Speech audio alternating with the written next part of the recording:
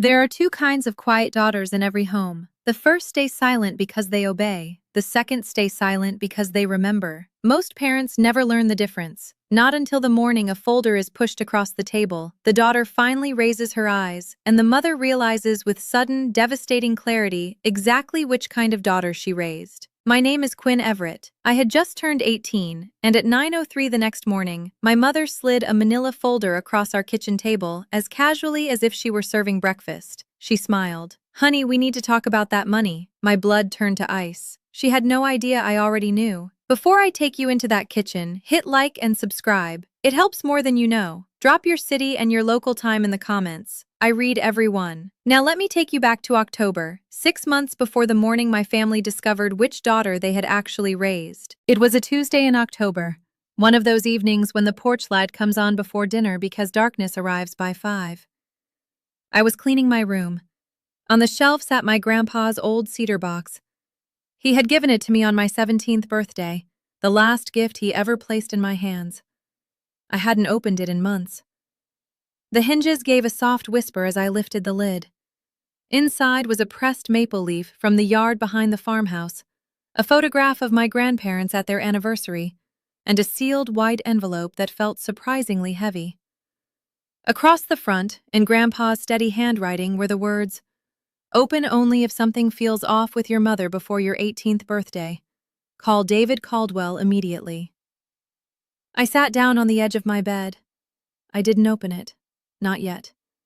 I simply held it, turned it over in my hands, and stared at his handwriting until the letters blurred. Grandpa had been gone for a year and a half.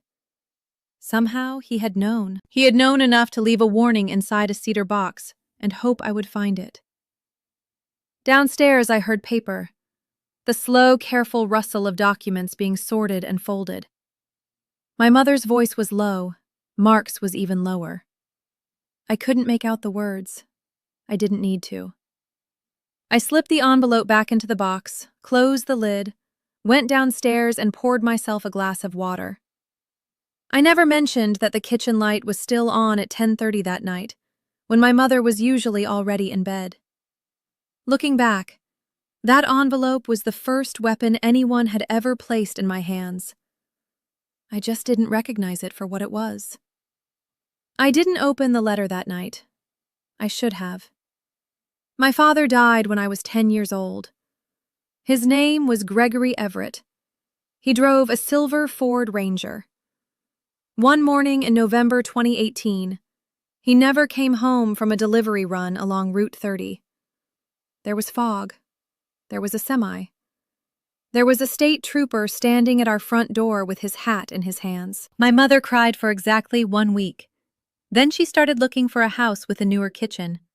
She remarried in 2020. Mark Hollis, a contractor. Big truck. Big laugh. He had a daughter from his first marriage named Skylar, 2 years younger than me, who moved into the bedroom across the hall. I learned 3 things very quickly. First, my mother punished tears. Whenever I cried, she called it drama. She would sigh and walk out to the front porch with a glass of wine. Second, she punished happiness. If I laughed too loudly, she accused me of showing off. She would narrow her eyes and say, "Quinn, inside voice." The only safe setting was flat. So I became flat. I became quiet. By the time I was 12, I had stopped sharing my feelings with her. Instead, I saved them for Grandma Margaret's porch, Grandpa Harold's tomato vines, and the pages of books where other people were allowed to feel things out loud. My mother believed quiet meant obedient. It didn't. Quiet meant I was watching. Quiet meant I was remembering. In our house, emotions were currency. By the age of 12, I had stopped spending mine. My mother called it being quiet. I called it refusing to hand her another weapon. 8 years later, she would slide a manila folder across the kitchen table and finally discover just how closely I had been paying attention. But that's getting ahead of the story. Dinner in the Hollis house followed a routine. At 6:30, Mark came through the garage, kicked off his boots in the laundry room, carrying the smell of drywall dust and the inside of his truck. He tossed his keys onto the counter. Loud Ford F350 keys. He would say things like, "Another one bailed," or "Kitchen in Conestoga had mold behind the drywall," or "Permit guy's a crook." My mother poured his wine before he even asked. Skylar talked. She always talked. That Sunday night in March, she had received her early decision acceptance to Bucknell. $65,000 a year before books. Mark lifted his glass. "That's my girl." My mother rested her hand on Skylar's wrist. "We'll figure out the rest. Don't you worry." Skylar glanced toward me. I kept cutting my chicken without looking up. "I got the Penn State email yesterday," I said evenly. "Main campus." Silence. My mother smiled politely. "That's nice, sweetheart." Mark grunted and took another drink of wine. "College is a scam. Real money's in the trades. But whatever." He never looked at me. My mother gave me the same smile she used at charity committee meetings. "Quinn, we'll talk about your future closer to your birthday." That phrase again. Closer to your birthday. She had already said it 3 times in February and twice more in March. It didn't sound like anticipation. It sounded like a scheduled meeting. Mark refilled his glass and added, as casually as if he were commenting on the weather, "Family money stays with family, Quinn. Not sitting in some lawyer's vault." My mother shot him a quick look, the kind that clearly meant, "not yet." I kept cutting my chicken. I was paying attention. My grandmother Margaret died when I was 14. Breast cancer. She beat it once. The second time, it beat her. I was holding her hand the afternoon she died. Her last words to me were simple. "You are a good, good girl. Don't let anyone tell you otherwise." I didn't cry in the hospital. I cried later in the parking lot, sitting in the passenger seat of Grandpa's Buick. He never told me to quiet down. He never sighed. He simply said, "Let it out, Peanut. Let it out." Grandpa Harold lived for 2 more years. He didn't become sadder. He became quieter, like a house settling into dusk. The summer I turned 16, I stayed in his spare room through July and August. I read to him from the chair beside the window. I watered the tomato plants. I cooked his eggs exactly the way he liked them. Hard yolks, butter, salt. He died that September, a Tuesday. 78 years old. His heart simply gave out. At the funeral, my mother wore navy and cried at exactly the appropriate moments. Mark stood near the back, checking his phone. The will was read 2 weeks later. There was a trust. My name was on it. The amount made Mark's jaw go slack. About $680,000. Blue chip shares, cash, and the proceeds from a small parcel of land Grandpa had sold in Bucks County. The terms were simple. The assets belonged to me. I couldn't access the principal until my 18th birthday. On that day, full beneficial ownership would transfer to me. The trustee listed on the paperwork was David Caldwell. Inside the folder, Grandpa had left a handwritten note with 6 simple words. "Your choice. Your life. Love, Grandpa." My mother read those 6 words with an expression I'll never forget. Not sadness, not pride. Calculation. Grandpa had left me a door. My mother had already hired a locksmith. 6 months before my 18th birthday, a man in a gray suit started coming to our house. Every Wednesday at 4:30, the same car, a charcoal Lexus with an ugly license plate frame that read, "Briggs & Associates, Lancaster." He stayed for exactly an hour and 15 minutes. He always left carrying a leather binder. My mother first said he was an insurance agent. Then she called him a financial planner. A week later, she claimed he was a friend of Mark's.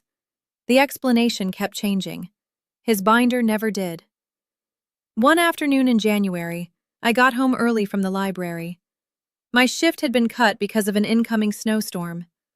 I stepped through the mudroom door and heard papers spread across the kitchen table. I stopped. My mother said, Once she signs, the rest is just paperwork. Mark asked, and if she hesitates? My mother gave a short, dry laugh. Quinn, she'll sign. She always does. I stood in the mudroom with my boots still on, my heartbeat pounding in my ears. Then I opened the door loudly. Mom, I'm home early! I heard papers being swept together. When I walked into the kitchen, the table was spotless. My mother smiled. Snow day, huh? Want some cocoa? Sure. On the counter, partly hidden beneath her purse, the corner of a cream-colored folder stuck out. The embossed letterhead read, Briggs and Associates, Family Wealth Planning. Skylar walked in behind me. Is that about Quinn's money? My mother's smile never changed. Mark said, Sky, go upstairs. Skylar went upstairs. My mother handed me the mug of cocoa. Quinny, you're such a good girl. I took the mug. Thanks, Mom. Then I went upstairs to my room. That was the moment I stopped being the daughter who didn't know. I just never told anyone I had crossed that line. I opened the envelope that Friday. I walked to Willow Creek Park with it tucked inside the pocket of my hoodie. The swings were empty. The sky looked the color of wet pavement. I sat on a bench that was far too cold and broke the seal with my thumbnail. The letter was one page. Grandpa's handwriting. Peanut, if you're reading this, something has gone wrong with your mother. I've suspected it for a long time. I never wanted to poison you against her, but I couldn't leave this world without giving you a door to open. David Caldwell has been my attorney for 30 years. He knows everything. He's waiting for your call. You have the right to protect yourself. You have the right to choose. I believe you will choose well. Love, Grandpa. Below that, in careful block letters, was a phone number. Area code 717. I stared at it for a long moment. My hands were cold. My eyes were dry. I took out my phone. I dialed. A woman answered. Caldwell Estate Law, this is Paula. Hi, my name is Quinn Everett. My grandfather was Harold Everett. He told me to call Mr. Caldwell. She was silent for half a second. Hold on, sweetie. There was a click. Then a warm baritone voice. Quinn, this is David Caldwell. I've been expecting your call. For a moment, I couldn't speak. He continued. Your grandfather and I discussed this possibility many times. I'm glad you reached out. Can you come to Lancaster next week? Tell your mother it's a college aid meeting. Yes. Good. And Quinn, don't change a thing at home. Not your expression, not your routine, not one word. For the first time in a very long time, someone believed I could handle the truth. Caldwell's office was on the second floor of a brick building on Prince Street. A green banker's lamp sat on his desk. Pennsylvania statute books lined a shelf. A plant in the corner clearly hadn't been watered often enough. He stood when I walked in. Maybe 65. White hair, kind eyes. A suit that looked like it had been tailored 3 administrations ago. Please sit. Tea? Water. He explained everything slowly.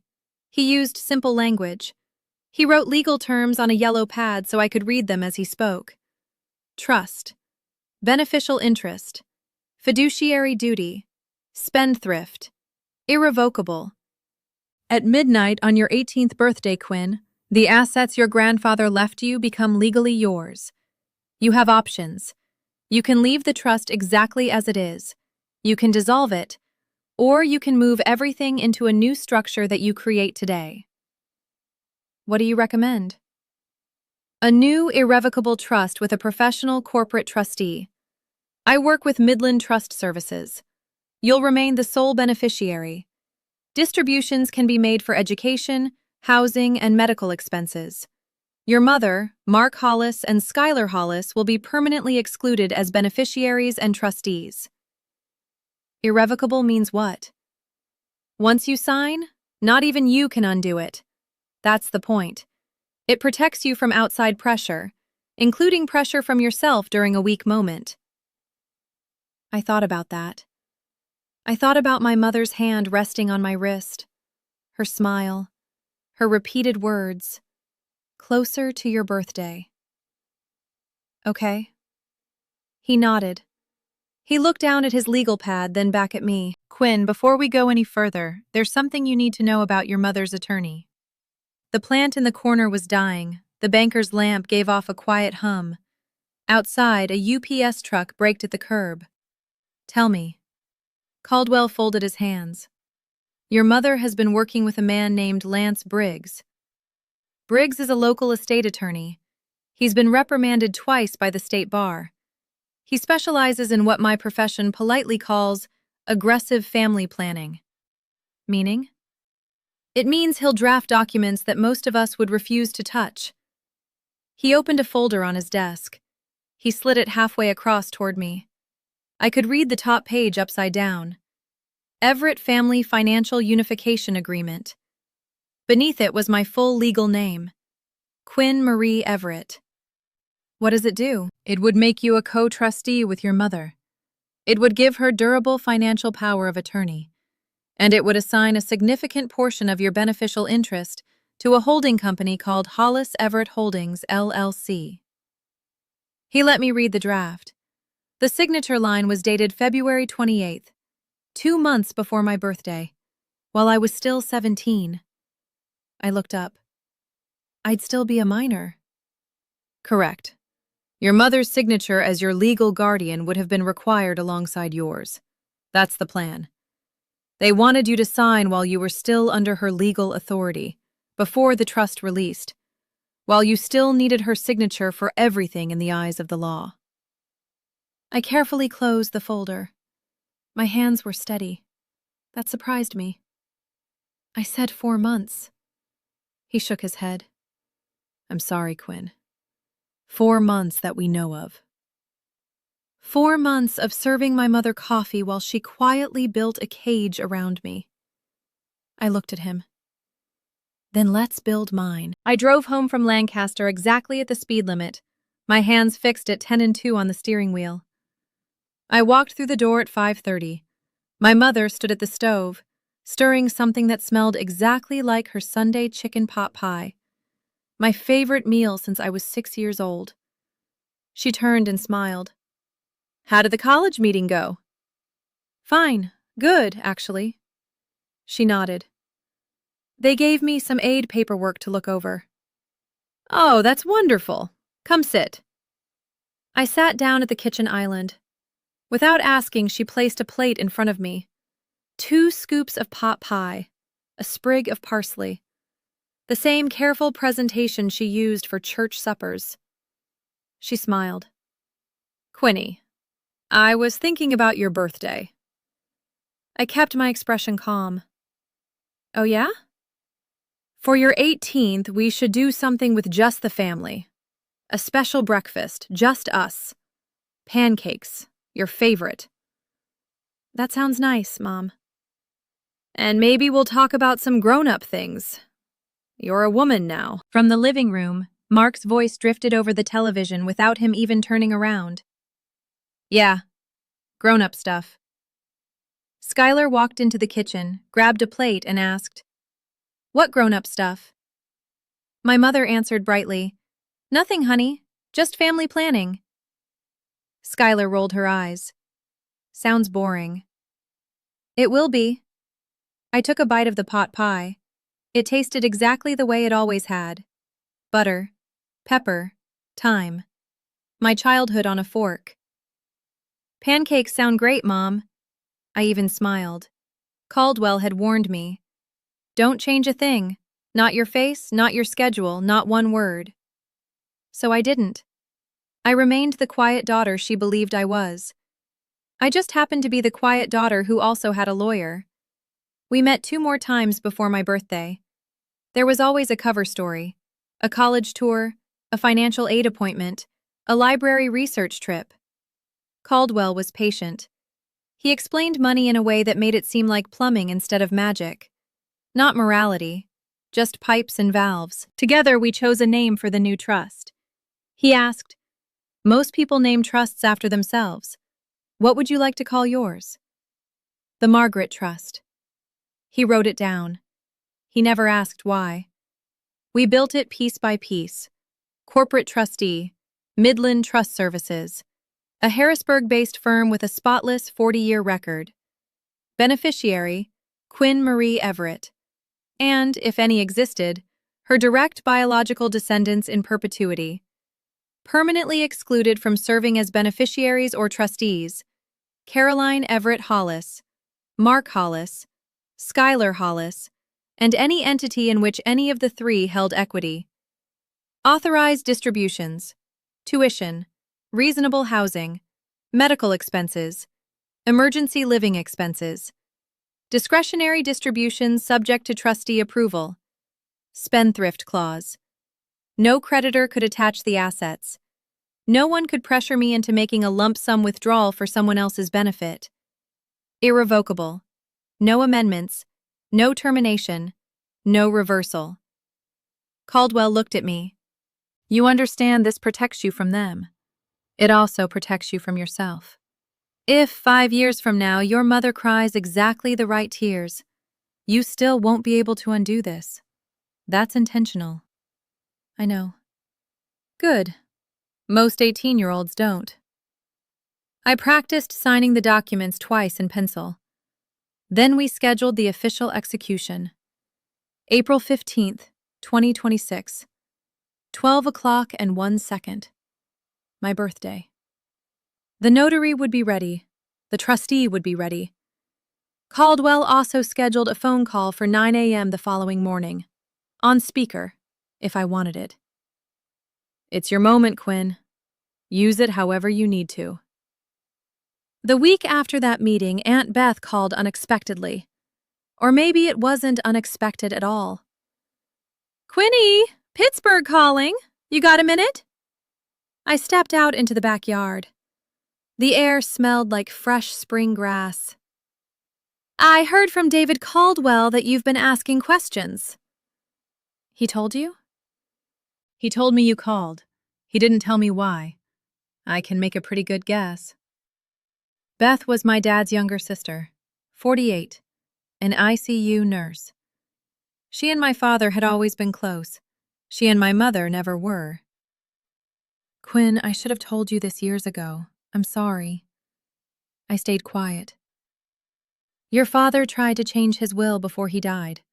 6 months before the accident, he wanted a trust set up for you with me as co-trustee. I sat down on the porch step. What happened? Your mother happened. She cried for a week. She said it would destroy her trust in him. She called it a betrayal. He gave in. He left everything to her. The life insurance. The house. Everything. $450,000? You knew? I found the paperwork last month. There was a long silence. Then she spoke softly. Honey, you're not the first person she worked on. You're just the one whose grandfather planned ahead. I didn't cry. I wanted to, but I didn't. If you need somewhere to go after your birthday, I've got a room. I've got a mean cat named Walter. I've got coffee.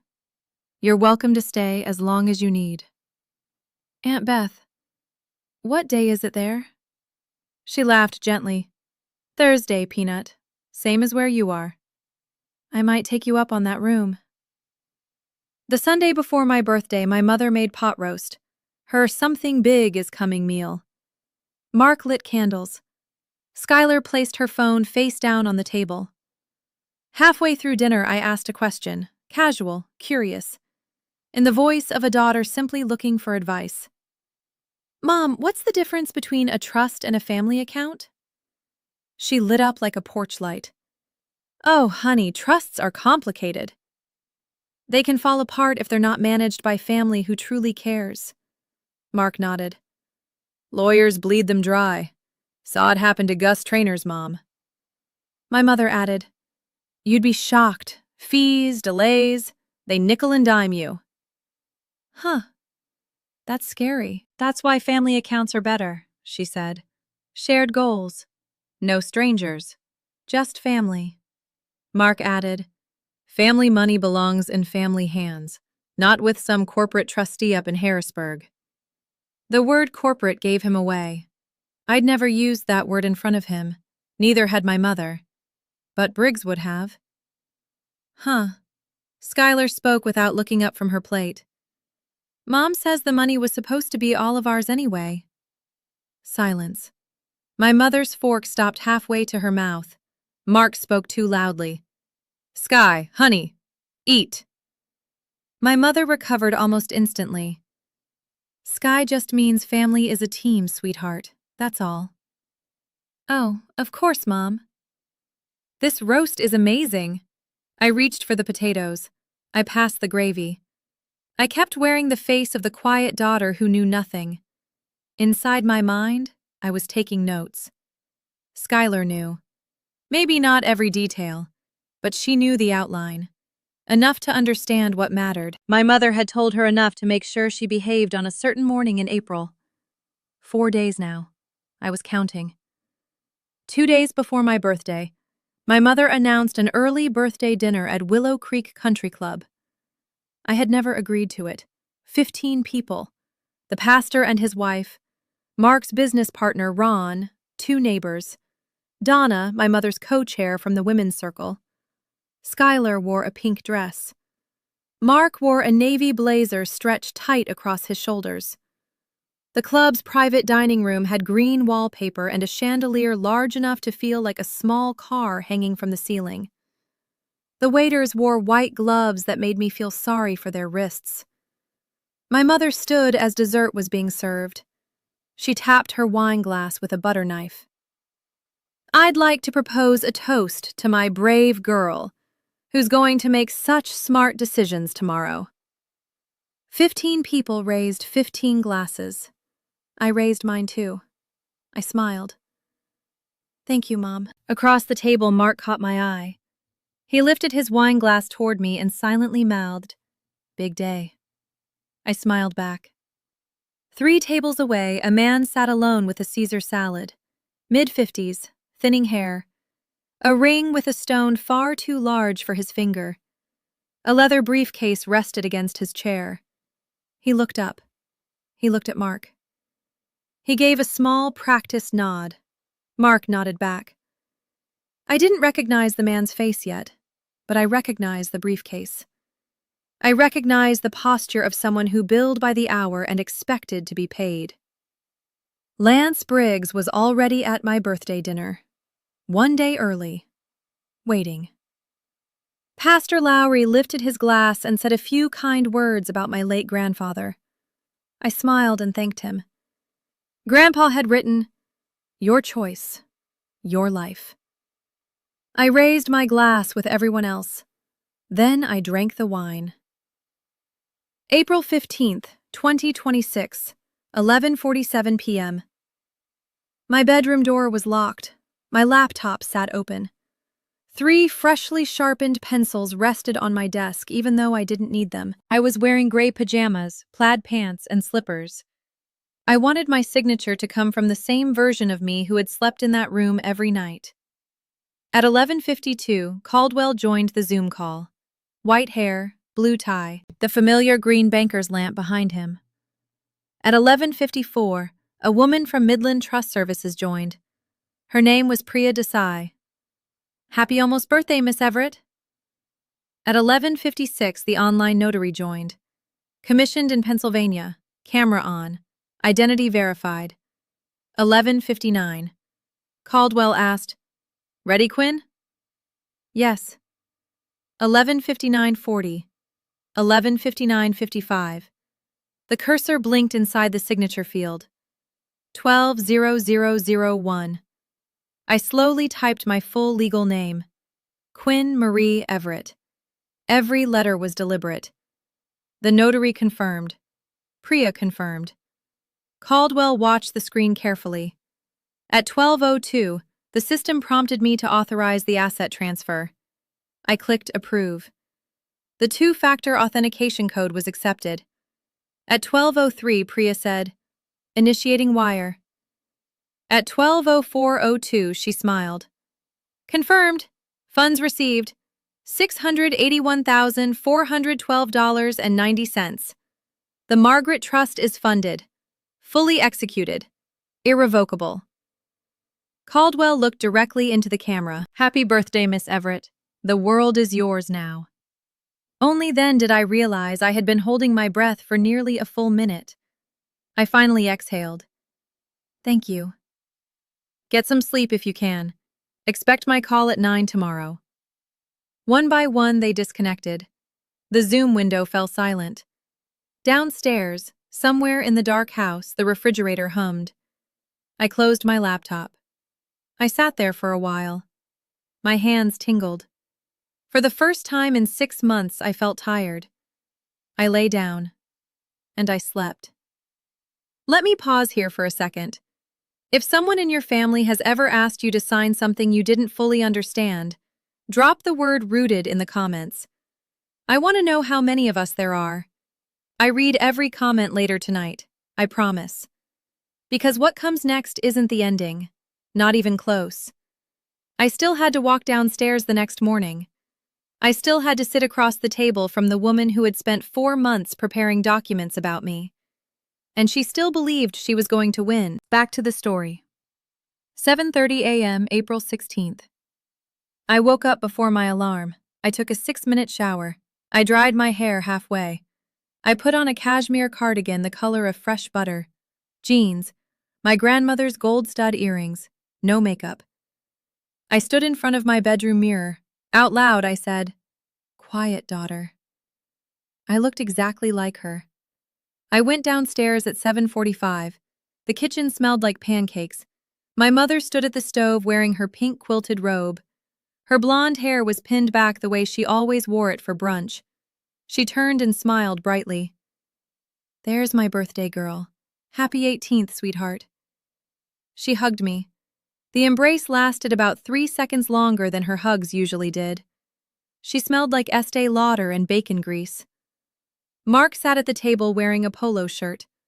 Skylar sat in her pajamas with her phone propped against the orange juice pitcher. A manila folder rested on the table beside my mother's place setting. It wasn't hidden. Not even a little. 3 pancakes were stacked on my plate. 3 thin birthday candles sat on top, still unlit. Sit. Mark, light her candles." Mark pulled a lighter from his pocket. He lit all 3. My mother smiled. "Make a wish, Quinny." I leaned over the plate. I thought, I wish my grandfather could know. Then I blew out the candles. My mother clapped. Skylar smiled. "Yay, Quinn!" Mark shook his head. 18 years old. Christ. "Smells great, Mom." I picked up my fork. I cut into the top pancake. The folder caught the morning sunlight. Its edge lined up perfectly beside my mother's coffee mug. I had rehearsed this morning in my mind at least 50 times. None of those rehearsals prepared me for how ordinary it actually felt. She let me eat 2 bites before folding her hands on the table. She used her warm voice. The same voice she used at Women's Circle. "Honey, now that you're 18, there's something we need to talk about." "That money from Grandpa." I set my fork down. "Okay." She slid the folder across the table. It moved about 3 inches before stopping beside my plate. "It's nothing major," she said. "Just some family paperwork our attorney drew up to help all of us make smart decisions for the family." Mark added, "Nothing complicated, just structure." Skylar watched silently. She hadn't picked up her phone. "May I look at it?" "Of course, sweetheart, take your time." I opened the folder. The title page read, "Everett Family Financial Unification Agreement. Quinn Marie Everett, Principal." Below that, in smaller print, Caroline Everett Hollis, Successor Co-Trustee. Mark J. Hollis, Attorney-in-Fact. My full legal name appeared 3 different times. There was a signature line with my printed name beneath it. Another signature line was labeled for my mother's signature as parent or guardian, something she would only have needed if I were still a minor. I turned the page. Page 2. Durable financial power of attorney granted to Caroline Everett Hollis. Page 5. Assignment of partial beneficial interest to Hollis Everett Holdings, LLC. Page 7. Co-trusteeship designation. Page 9. Acknowledgement of family financial priorities, including tuition assistance for Skylar Ann Hollis. My blood turned to ice. I was looking at proof. I kept my expression calm. Then I noticed the footer on the first page. Generated December 14th, 2025. 4 months earlier. My mother was still smiling. It's much simpler than it looks. Just a few signatures and then we can get on with your birthday. I'd like to read it first. So I did. Every page. I didn't skim. I read. I turned each sheet with both hands. I followed every paragraph with my index finger. I silently mouthed the more difficult words. At the 2-minute mark, the cheerful smile on my mother's face began to crack at the edges. By the 4th minute, she tapped her coffee mug twice, quickly. At 5 minutes, Mark finally spoke. Quinn, sweetheart, you don't need to read every line. I looked up. I like to understand what I'm signing. It's just structure. My guy's on standby to notarize this morning. I met his eyes. Mark, you just said my guy. What? A minute ago you called him Mom's attorney. Now he's my guy. Silence. Skylar's phone was still lying face down. She hadn't touched it once. I turned to page 5 and tapped a paragraph. Mom, this says, partial beneficial interest is assigned to Hollis Everett Holdings, LLC. What is Hollis Everett Holdings? She blinked. Oh, it's a family entity for tax purposes. It's not really a thing. When was it formed? I don't remember exactly. Mark cut in. Quinn, stop. It's just paperwork. Sign the flagged pages and eat your pancakes. I looked at him, calm and steady. Mark, how long have you known Lance Briggs? The name landed. I saw something shift in Mark's jaw. My mother answered too quickly. Sweetheart, we haven't even told you the attorney's name yet. I know. I paused. That's what I'm noticing. Skylar finally looked up. Her eyes were wide. Quinn, 1 more second. I turned to the last page. I want to check the footer. Page 11. The footer read, generated December 14th, 2025. Briggs & Associates. Document V4.3. 4 months. 4 versions. I carefully closed the folder. Mom, this document was generated 4 months ago. She smiled. Honey, lawyers keep old templates. Templates don't include someone's middle name. I flipped back to the first page and pointed. Quinn Marie Everett. My middle name. My full name.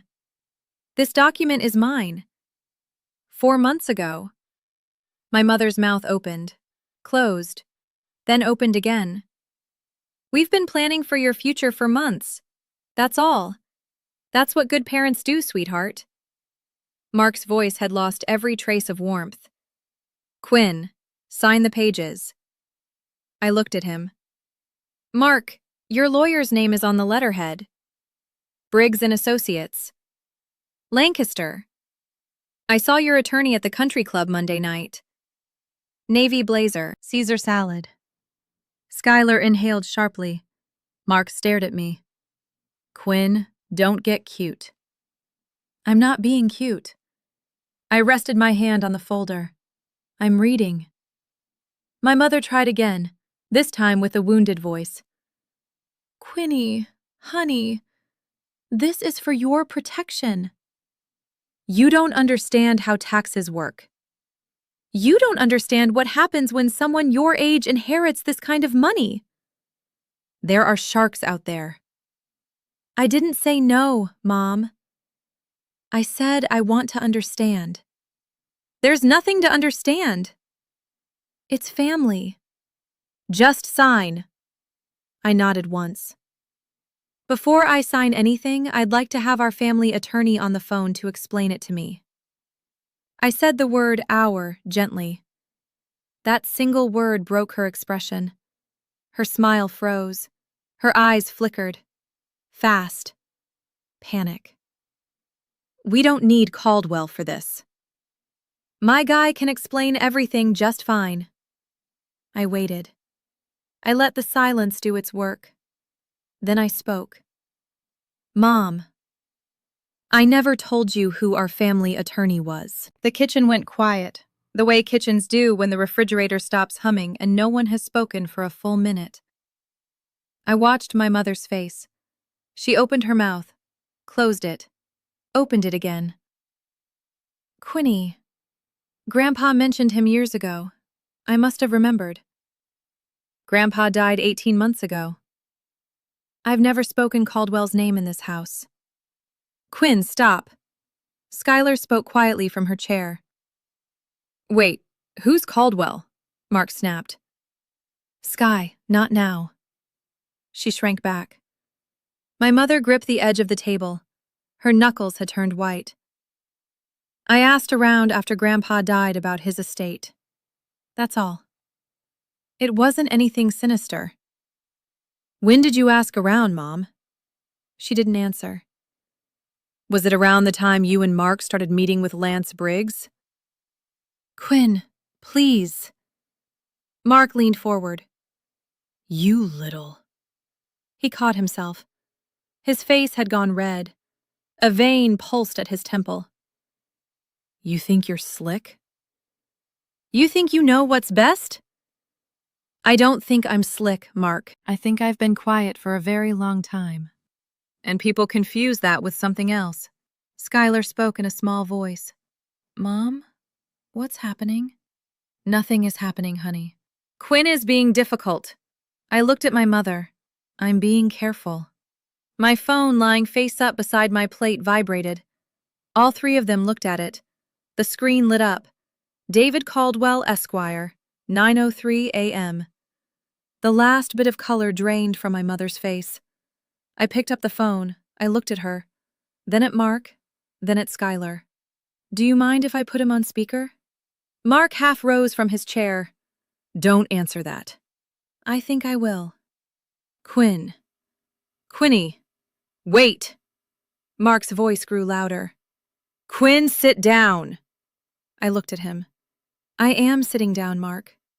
I looked at him the same way I'd looked at icy driveways every January of my life. Carefully. Without sentiment. He's our family attorney. He represented Grandpa for 30 years. He's calling to wish me a happy birthday. I think he has every right to be heard in this house. This is a private family matter, Quinn.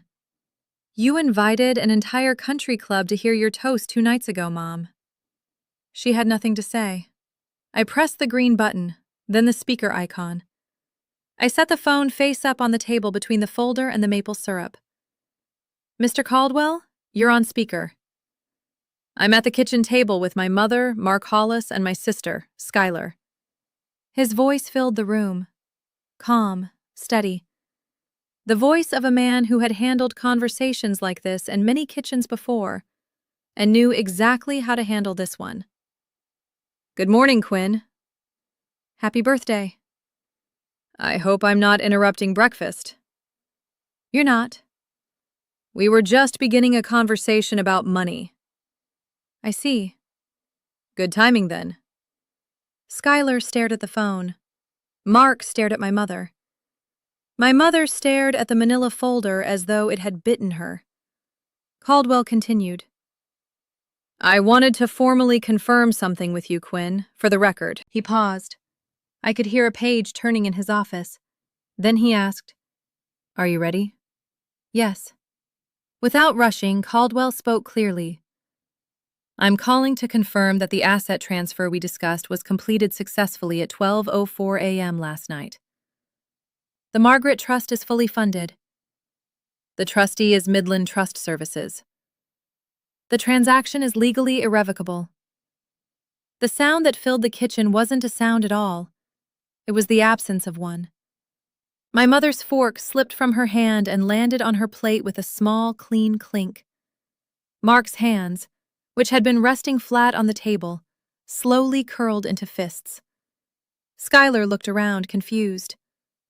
What? Caldwell continued in the same warm tone. as though he hadn't just set the entire house on fire. Total funded amount: $681,412.90. Trustee fees are set at 0.6% annually. Your first distribution request for fall tuition at Penn State has already been pre-approved. Everything is in order.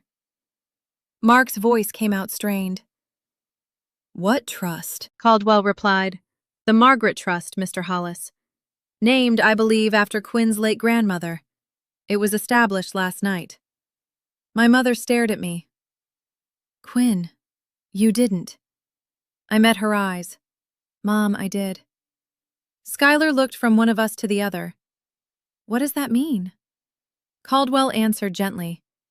It means, Schuyler, that the funds Quinn's grandparents left to her are now held by a corporate trustee. They may only be used for Quinn's benefit. No one else can ever access them. Mark pushed his chair back and stood. This is... Caldwell interrupted pleasantly. Mr. Hollis, please don't finish that sentence. You'll want to be careful about what you say on an open line. Mark remained standing, but he didn't say another word. I watched my mother's face pass through 4 expressions in the span of 3 seconds. Disbelief, calculation, fear, and finally, the expression I had waited 18 years to see. The expression that quietly admitted, I have lost. Caldwell continued as calmly as if he were reading a weather report. Incidentally, Quinn, while we're all together, I'd like to mention something else. Go ahead. Approximately 10 weeks ago, my office received a forwarded copy of a draft document package originating from Briggs & Associates in Lancaster. A former paralegal there became concerned about its contents and forwarded it to 2 colleagues through a standard whistleblower channel. My mother finally spoke. That's protected material. Caldwell's voice remained gentle. Ma'am, work product prepared for a third-party minor beneficiary is not privileged in the way you appear to believe. The forwarding itself isn't the issue. The contents are. Mark cut in. You can't. I can, Mr. Hollis. I've been doing this a very long time. He let the silence settle. I noticed my mother's hands shaking. Only her hands. Her face remained completely still. Caldwell continued. The document is titled Everett Family Financial Unification Agreement. It is addressed to my client Quinn, with a signature line dated February 28th of this year. That date falls 2 months before Quinn's 18th birthday, while she was still legally a minor in Pennsylvania. He paused. Quinn, can you describe the document you're holding? I answered. A manila folder. Inside is a document titled Everett Family Financial Unification Agreement. 12 pages. Generated December 14, 2025. Letterhead, Briggs & Associates. Version 4.3. Yes, Caldwell said. That is the document. Schuyler whispered. Oh my God. Mark snapped. This is a setup. No, Mr. Hollis. A setup requires deception by the person being accused. Ms. Everett has simply read the document that was placed before her, in the presence of witnesses. My mother's voice had become very small. Quinn, honey, please. I looked at her. Mom, let him finish. Caldwell continued. I'd like to clarify several points for Quinn's protection and for the record of this conversation. He counted them aloud. First, the document currently in front of Quinn is not enforceable. After midnight last night, the assets it attempts to direct were no longer legally available for Quinn to assign. They now belong to the Margaret Trust. Second, the document was clearly intended to be executed while Quinn was still a minor. The signature line is dated February 28th. It would have required Caroline Everett Hollis's signature as guardian. That is a structural indicator of intent to use parental authority to direct a minor's future inheritance. Third, in Pennsylvania, a guardian owes a fiduciary duty to a minor child. attempting to redirect a minor's inheritance into an entity in which that guardian has a personal financial interest, such as Hollis Everett Holdings LLC, formed in November 2025, with Mark Hollis as its sole member, constitutes a fiduciary breach. My mother closed her eyes. Stop. Please, stop. Caldwell continued. Fourth, as of yesterday, I have filed a formal complaint with the Pennsylvania Disciplinary Board concerning Lance Briggs's role in preparing this document, along with 3 earlier drafts. Mr. Briggs has already received 2 prior reprimands. Mark stared at the phone. You filed on Briggs? I filed on Monday.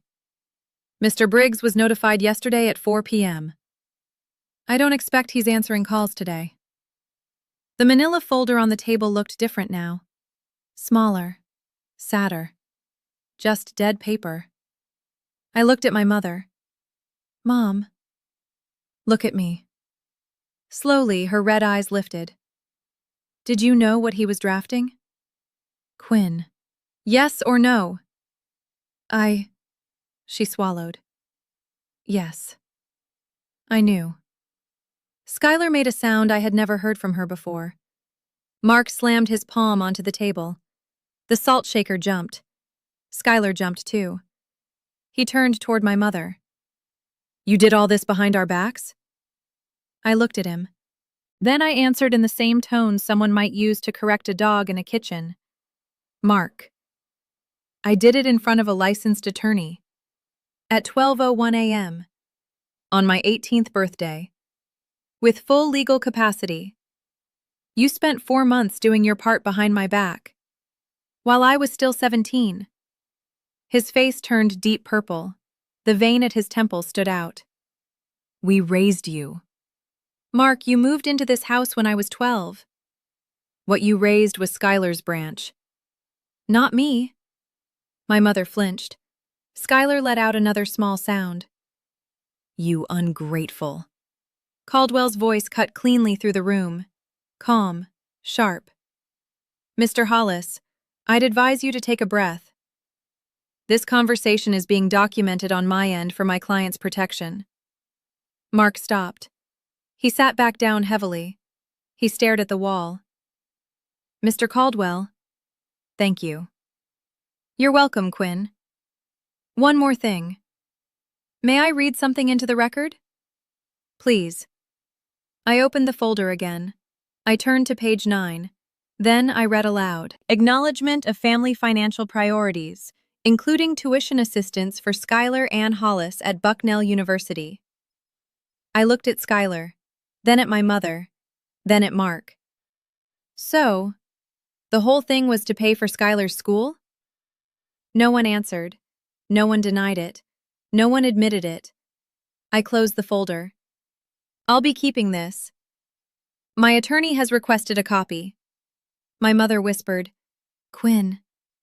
I looked at her. Mom. Not right now. I don't have anything cruel to say. But I don't have anything kind to say either. My mother's tears finally came. Real tears. I'll give her this. Her body could produce tears. But the script beneath them was one I'd heard 100 times at 100 dinner tables. She said, After everything I've sacrificed for you, Quinn, this is how you repay me? I let the moment settle before answering. Mom, I've been thinking about the word sacrifice for a long time. I'd like to come back to that conversation when we're both calmer, with professionals in the room. A mediator, a counselor, someone neutral. She shook her head. I don't need a stranger telling me how to be your mother. I think we do. I think we've needed one for a long time. She cried harder. Mark placed a hand on her shoulder. It was for show. He never looked at her. Caldwell's voice came through the speaker. Quinn, Elizabeth Everett is parked at the end of your driveway. She called me 10 minutes ago. You're welcome to leave whenever you're ready. I stood. I picked up the folder. I picked up my phone. Thank you for breakfast, Mom. I walked to the coat rack. I put on my jacket. I slipped into my sneakers. Then I walked down the hallway past the wedding photographs hanging on the wall. At the front door, I stopped. I turned around. Only Skylar was watching me. My mother had buried her face in her hands. Mark stared down into his coffee. I looked at Skylar. Sky, you're 16. You didn't do this. Don't carry it. Text me in a year. She nodded once. I opened the door. The April sunlight was pale. Honest. I walked down the driveway. Aunt Beth's Honda Civic was waiting with the engine running. Pause with me for a second. If you just realized you've been clenching your jaw, tap the like button. It helps more than you know. When I walked out that front door, I thought it was the ending. It wasn't. It was maybe chapter 10 out of 15. I had no idea how quickly a small town decides who the villain is, or how quietly. I also didn't know how many voicemail messages were about to arrive from people I hadn't spoken to in years. My mother wasn't finished. Mark wasn't finished. Willow Creek had opinions too. Stay with me. The next part surprised even me. Aunt Beth lived in a second-floor apartment on Maple Street in Squirrel Hill. She had a fiddle-leaf fig taller than I was, a gray cat named Walter who judged everyone, a sectional couch covered with a quilt, and a coffee table with a water ring that I loved immediately. She pointed toward the hallway. Shoes off. Tea. Now. I smiled. Beth. Shoes. Tea. Shower. Sleep. In that order. Adult conversations in 12 hours. I did exactly what she told me. I showered for 20 minutes. I came out wearing sweats. My phone lay face down on the kitchen counter. I turned it over. 47 missed calls. 62 text messages. My mother. My mother. My mother. Pastor Lowry. Donna from the women's circle. My aunt on my mother's side. Linda, whom I hadn't spoken to in 2 years. A neighbor named Phil. I scrolled through them. Quinny, please call me. Quinn, your mother is devastated. This is Pastor Lowry. I'd like to speak with you when you're ready. You are breaking your mother's heart. Call me back right now, young lady. Beth stepped into the doorway holding a mug of Earl Grey. She glanced over my shoulder at the screen. Block them. All of them? All of them. Caldwell will tell you later which ones to unblock. Tonight, your job is to sleep. She'll tell everyone I abandoned her. Beth shrugged. She'll say whatever she's going to say. The truth just needs time to put its shoes on. The truth moves slowly, Peanut. Let it walk. I blocked 12 numbers. Then I switched my phone to airplane mode. I drank my tea. Walter jumped onto the couch. He looked at me. He sighed, then curled up on the quilt as though he'd made his decision. I slept for 10 hours. I hadn't slept that deeply since I was 9 years old. Willow Creek was a town of 9,000 people, 3 churches, and 2 opinions about everything. The Sunday after everything happened, my mother went to First Methodist. She wore navy. She cried during the announcements. When the congregation shared prayer concerns, she stood and told everyone her daughter had unexpectedly left home during a moment of confusion. Pastor Lowry's wife, Mary, sat 3 rows behind her. Mary had been at the country club toast on Monday night. Mary had heard Mark mouth, "Big day." Mary had heard my mother say, "Such smart decisions tomorrow." Mary didn't cry during Caroline's prayer request. She didn't walk over afterward to offer a hug. Instead, she went home and called Donna from the women's circle. 3 days later, Pastor Lowry quietly pulled my mother aside after church. In a gentle voice, he said, "Maybe the circle would benefit from you taking a step back for a while. You should focus on your family and spend some time reflecting." My mother answered, "After everything I've given this church?" Pastor Lowry nodded. "I know, Caroline. I know." At Schuyler's school, members of the swim team had already seen a screenshot. Not of the legal documents, something much simpler. An article someone had shared in the group chat. The headline read, 30 times parents' favoritism toward one child came back to bite them. Someone reacted with a laughing, crying emoji. Someone else posted a picture of Skylar's mother from the last church bake sale. Skylar wasn't treated like the villain at school. Her mother was. The swim team captain, a junior named Izzy, sat beside Skylar at lunch that Wednesday. That was messed up. What they tried. You okay? Skylar answered, I didn't know. Izzy nodded. Yeah. I believe you. In Willow Creek, that counted as a verdict. I never tweeted. I never posted anything online. I didn't need to. Mark's business had been held together by prayer and creative invoicing for the past 18 months. The morning after the breakfast, First Keystone Bank called about an overdue equipment lien. Mark had been making only the minimum payments. He had been planning to catch up once the new family capital came in. Family capital. His own words, spoken to his business partner Ron over beers in January. First Keystone Bank wasn't interested in family capital. First Keystone wanted $6,400 by Friday. Friday came. The $6,400 never did. The bank called the liens on the F350 and two of his concrete mixers. That Monday, the tow truck arrived at the shop off Route 272. Mark stood there and watched his truck disappear up the ramp. He didn't cry. He also didn't come home. My mother had co-signed the second mortgage on the house. Her name was on the paperwork. Her name was on the debt. That Tuesday, she called a divorce attorney. Not Briggs. By then, Briggs wasn't taking calls. She hired someone else, a lawyer named Cartwright. By Thursday, she had filed for a legal separation of their finances. Skylar's Bucknell enrollment deposit was non-refundable. $2,000. Gone. She emailed the admissions office in tears. They were kind. They waived the penalty and sent a gentle letter explaining how she could defer for a year. Instead, Skylar enrolled at Penn State Harrisburg. In-state tuition, 86% cheaper. On a Saturday in May, Mark moved out of the Willow Creek house. He rented a room above a garage in Ephrata. My mother kept the house. Technically, the second mortgage kept most of it. None of that was because of me. I had simply refused to become the life raft. For 6 months, they had tried to turn my inheritance into family money. Now they couldn't even agree on whose debts belonged to whom.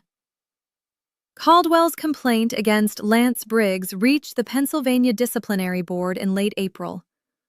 The board usually moved slowly. This case didn't. Briggs's former paralegal, the one who had forwarded the draft documents, gave a sworn statement. Then 2 former clients came forward. A widow whose late husband's assets had been suspiciously restructured, and a retired school teacher whose grandchildren's educational trust had quietly disappeared into a family LLC controlled by her son-in-law. A pattern. That's what the board called it. 8 weeks after Caldwell filed the complaint, the board issued its ruling. Lance Briggs was suspended from practicing law in the Commonwealth of Pennsylvania for 3 years. If reinstated, he would remain under supervisory probation for another 2. He could not work on trust documents. He could not advise on estates. He couldn't even technically draft a simple will. The local newspaper ran a small article on page 3. 2 short paragraphs, his photograph, his firm's address. The kind of article that never makes the front page but gets quietly read by every attorney within 50 miles and every former client he'd ever represented. Caldwell forwarded the article to me by email. No subject line, no message, just the link. I replied, "Thank you." 3 minutes later, he answered. 3 words. "Justice isn't loud." I saved that email. I still have it. I kept it because it reminded me of something I never wanted to forget. You don't have to raise your voice to win. You don't have to destroy anyone. You file the paperwork. You let the system do what it was built to do. You let the truth walk slowly into the light. And you let the people who tried to hurt you watch their own ceilings collapse, brick by brick, without your help.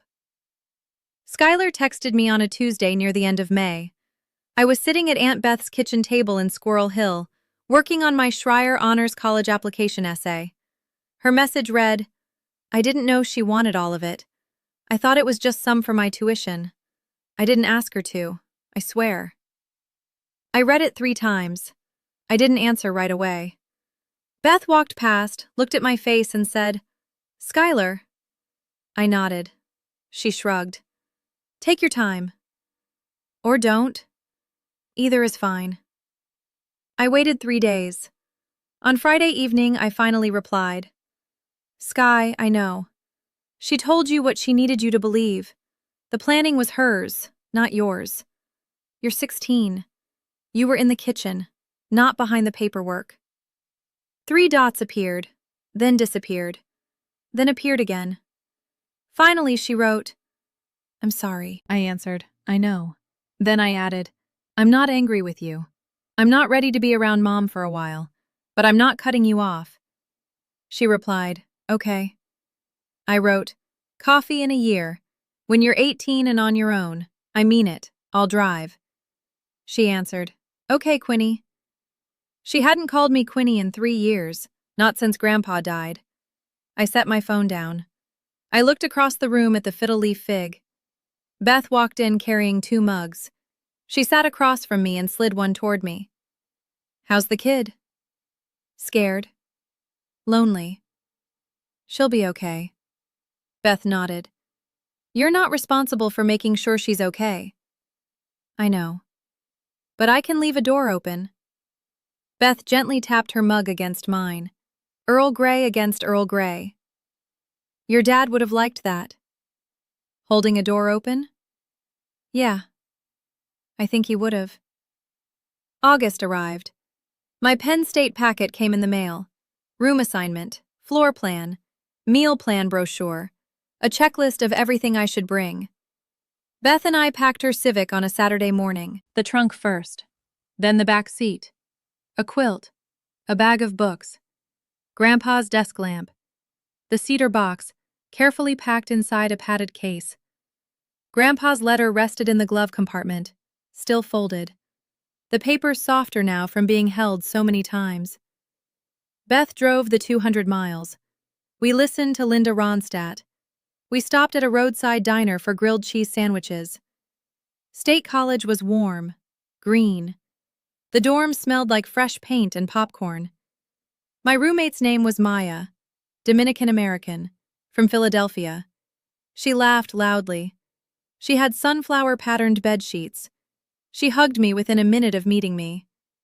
"You're going to love this floor. Our RA brings donuts." I smiled. "I'm Quinn. I'm from Lancaster County." She grinned. "I'm Maya. I don't talk to my mom either." "Solidarity," I laughed. Really laughed. Out loud. Beth caught my eye from across the room and smiled. We unpacked everything. We made my bed. We put Grandpa's lamp on the desk. That evening, Beth took me to an Italian restaurant for dinner. She paid.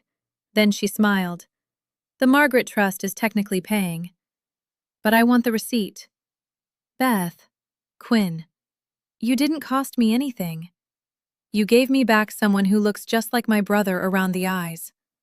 I'm the one who owes." I cried a little. Then I ate my pasta. When she dropped me back at the dorm, she cupped my cheek with her hand. "He'd be proud of you." He had said he would be, standing in my kitchen 4 years ago. She drove away. I didn't look back toward the apartment on Maple Street. I looked forward. September passed in a blur. I took Intro to Philosophy, Intro to Constitutional Law, and a math class I quietly dropped during the 4th week. Maya and I settled into a rhythm for grocery shopping, a rhythm for laundry, a rhythm for knowing which dining hall had the better salad bar. I joined the pre-law club. I sat at a long table with 8 other freshmen who all spoke too quickly about contracts and dreamed of becoming Supreme Court clerks. I didn't speak too quickly. I listened. 3 of them became real friends. My mother didn't call for the first 2 months. Her first text arrived on October 12th. It read, "Are you safe?"